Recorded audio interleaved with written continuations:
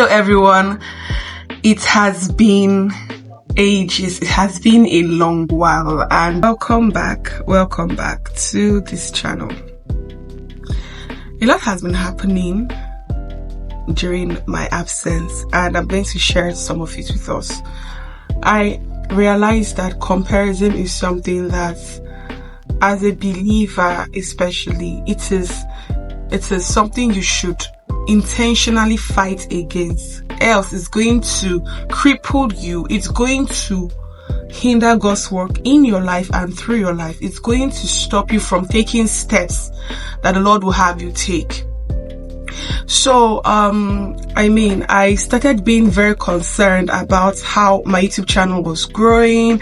It felt like it was stagnant. I wasn't getting as much subscribers as I would want. I said, it's been a year now, I should have like at least 2,000 subscribers, but it was still on 100 and something. And I felt really bad. I felt really bad. I would check some other persons who were not in quotes, like who are not Christians, maybe they just post one random video or a song, something about the world, and they will be growing. They will just comment, and I'm like, I've been here before this person. How come this person is growing? I'm putting in effort, I'm praying, I'm fasting, studying, I started comparing myself. I started feeling like maybe I don't really have enough to give to the world. Maybe I don't have what they want to hear. So I told myself that, okay, Omo, you need to stay low for now, rebrand yourself, do something new, just retreat a bit and you come back, That was the initial plan. Then I realized 1 week passed, I wasn't shooting any video. 2 weeks, 3 weeks, 4 weeks, a month, and I haven't shot any video. And I would keep telling myself, I'm not ready spiritually. I'm not ready. I still need more, when I come back, boom. And then as the Lord will have it, he's very, very, the Lord is really, really good in things like this. I started watching, videos on YouTube. I think, was it, Pastor, I can't remember the man of God, but there was a video I saw online, and the man of God was saying something that, if you are doing anything and it seems as if no one has noticed you yet, the key is consistency. Keep doing it. A day would come and then you'll be announced, or a day would come and you find out that people start telling you that, I was blessed by this video. I was blessed by listening to your video. You begin to get, comments, you begin to get feedback that would actually bless your soul. So when I saw that, I was like, okay. And I asked God to really help me with this issue of comparison. But whenever I want to start, I'll be like, I don't have this yet. I don't have proper setup for content. I don't have, my camera is not so great.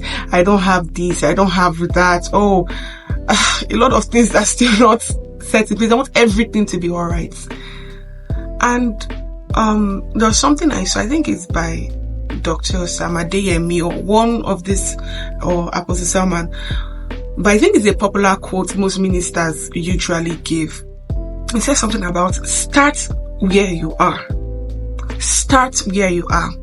You can't keep looking at others and saying, when I get everything, then you would never start. So I told myself, I started before I stopped, because I started looking at others, and I told myself that, you know what, from now henceforth, you have only one audience, an audience of one, which is God. Right? I'm going to do everything I need to do to ensure that I bring context that I define, that are very helpful, that are relatable to my viewers and my subscribers. But still, I'm not going to allow anyone make me feel less of myself. I'm not going to compare myself with anyone again, because if I keep comparing myself, I would not do anything at the end of the day. So, yes, that's one of the major reasons why I had not posted in a long while. So yeah, people actually go through this. I go through this too. I've gone through this, and I know that God has helped me, and it's a thing of the past. I'm not comparing myself with anyone, and you shouldn't compare yourself with anyone. Haven't you noticed that the moment you start using the standards of others for your life, you begin to go down. Or even if you think you're making some form of progress, you would not really be happy. Do you know why? That's because everyone has a standard they are meant to follow. You cannot use the standard of, let's say for instance now, let me use the animal kingdom. We have the goat, we have the cows, we have the chicken, we have the lions, lionesses, lions, we have tigers. Even as, okay, let me use the cat family now. The lions, the house cat, the wild cat and the house cat. You cannot use the standard in measuring a house cat with that of a wild cat, because even if they are from the same family, the cat family, they both are different. Even between lions and tigers, yes, both of them are wild cats, but they are different. So everyone is different and unique. So instead of comparing yourself, why not sit and find out what is that unique thing God has placed in me? What is that talent, that thing that is unique to just me?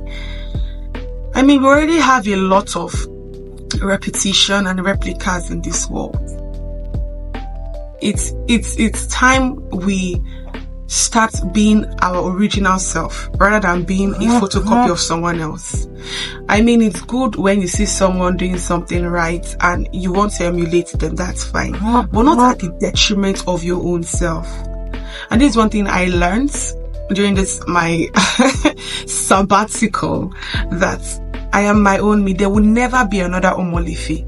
They can never. The Bible says that the Lord has created me in his own image. So my standard should even be God, not a fellow man. Yes, I can emulate some things and say, oh, I like this thing in this person's life.